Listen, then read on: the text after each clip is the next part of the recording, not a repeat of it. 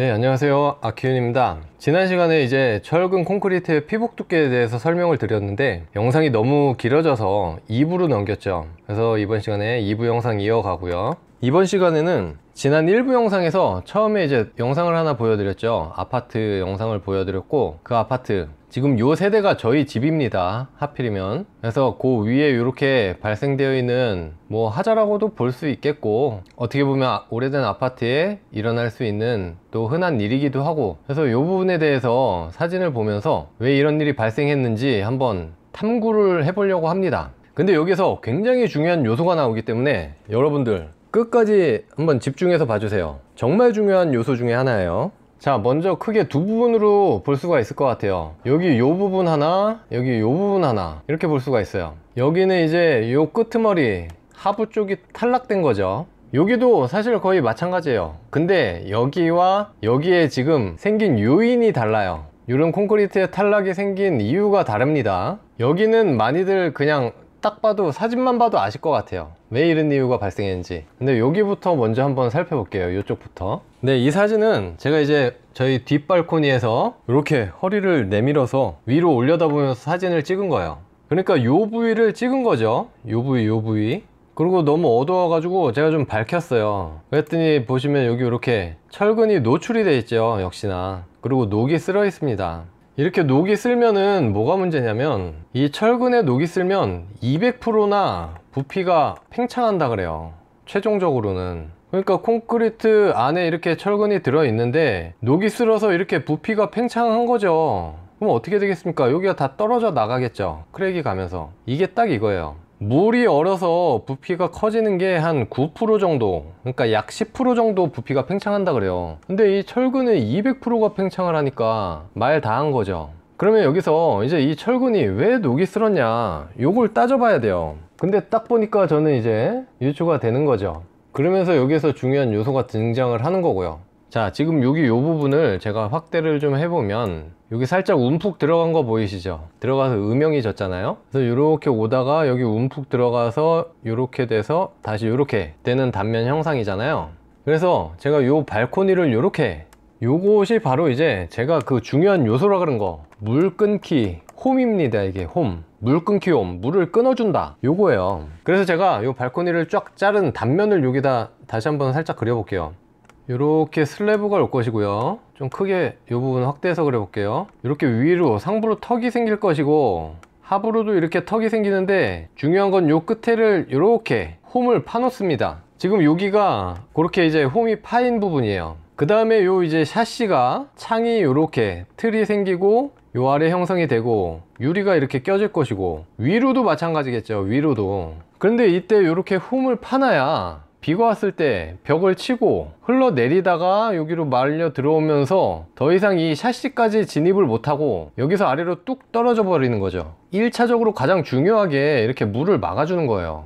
그 다음에야 이제 요 샤시에 있는 실리콘들이 2차적으로 막고, 그렇게 되는 거겠죠. 이거는 이제 노출 콘크리트의 경우죠. 내단열인 경우. 근데 만약에 외단열이라 이렇게 겉에 마감이 이렇게 생긴다고 해봐요. 마감이 생겨서 이렇게 말려 들어가겠죠. 이럴 때도 마감재 요 끝을 이렇게 빼서라도 물이 내려오다가 타고 안 들어가고 뚝 떨어질 수 있게 이렇게 물 끊기 홈을 만들어 놔야 돼요. 이게 굉장히 중요하다는 것이죠. 이 물 끊기 홈은 간단해요. 이렇게 거푸집을 짤 거 아니에요? 거푸집을 짜고 여기에다 이렇게 각재를 하나, 나무 각재를 하나 대요. 긴 쫄대를. 이제 이게 길겠죠, 이렇게. 그래서 타설을 하면은 요 부분만 딱 비고, 나중에 이제 거푸집을 탈거하고 요 부분에 이제 목재나 요런 긴 쫄대 같은 거를 빼내면은 이렇게 홈이 생길 거 아닙니까? 바로 그게 이제 물 끊기 홈인 거고요.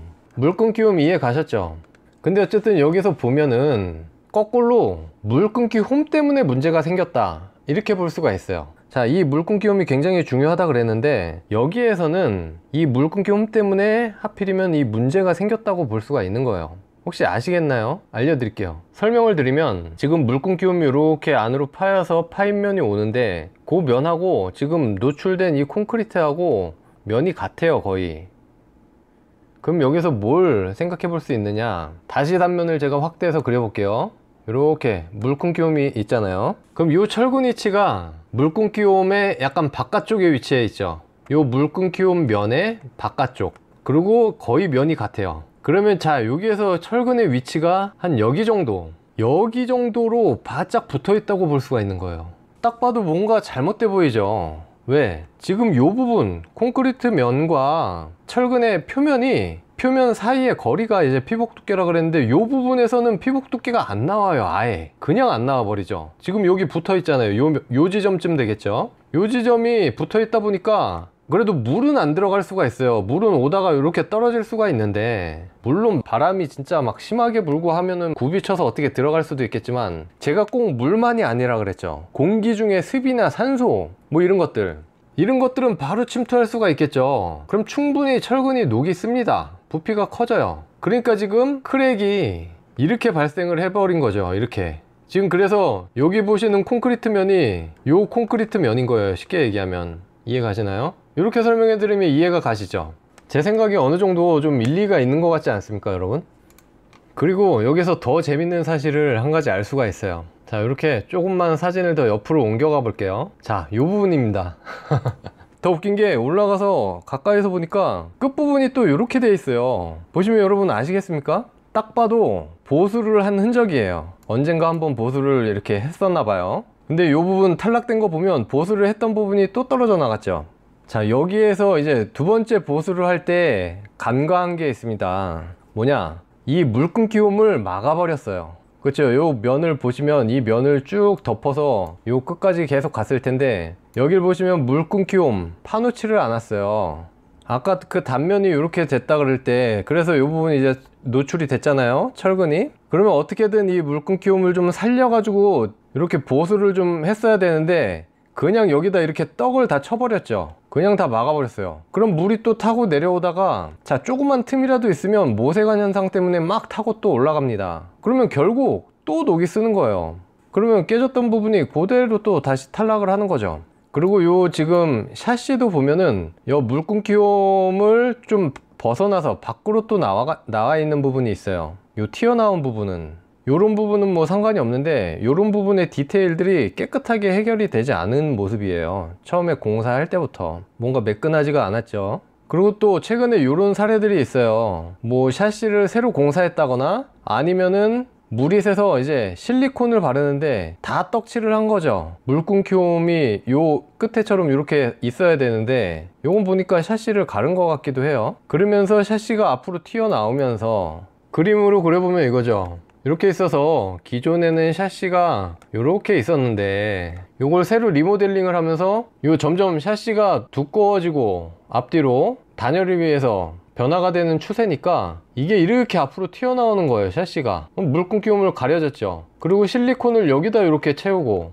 그러면 이 실리콘은 영구적이지가 않아요. 뭐 더위라든지 이렇게 외기에 노출이 되면 실리콘은 몇 년이 지나면은 수축을 해서 틈이 벌어지게 돼 있고, 꾸준히 그래서 보수를 사실 해주긴 해줘야 돼요. 근데 어쨌든 간에 요 안으로 들어가 있으면 실리콘이 안에 있어서 전혀 상관이 없을 것을, 밖으로 나와 있으니까 물이 타고 내려오다가 요 실리콘과 요 틈으로 들어가겠죠. 들어가면 이제 바로 그 다음부터는 어디로 어떻게 막 스밀지 모르는 거예요. 안으로 진짜 들어올 수도 있고, 샤시에 중간에 피스 박은 데 타고 내려올 수도 있고, 경로는 엄청 많겠죠. 샤시를 타고 들어온 물이 샤시에서 이렇게 옆 측벽을 타고 내려와서 안쪽으로 흐를 수도 있고요.